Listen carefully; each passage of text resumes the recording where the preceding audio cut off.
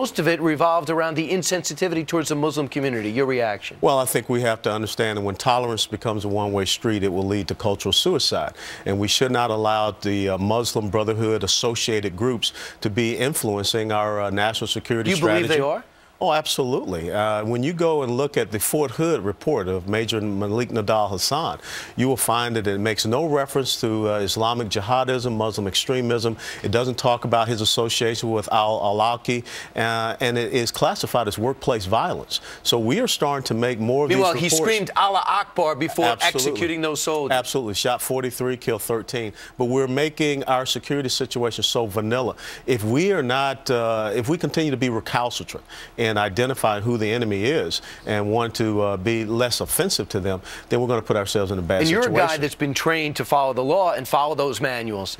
If you're an FBI agent and you know the right thing to do, but your manual now minus all these other pages, are you worried about your own career or doing the right thing? Well, you have to, because now you have an environment of political correctness which precludes these agents from doing their proper job and due diligence to go after the perceived threat. Yeah, meanwhile, it's the same thing. It's almost the same controversy as the captured Islamic extremists. What do we do with them? Now we put them on the playground and build them a soccer field. Here's a quote from Dick Durbin's letter to FBI Director Robert Mueller. He says, there's a real risk that agents will be operating on false assumptions about Arab Americans and American Muslims that could harm counterterrorism efforts by leading FBI agents to target an individual based on religion or ethnicity, rather than suspicion of wrongdoing. What does that sound like to you? Well, that sounds like a lot of political double speak, and that sounds like him trying to appease a certain segment. Look, it's about trend analysis. It's not about profiling. It's about looking at pieces of information and pulling it together, and I think that's the most important thing. We can't continue to tie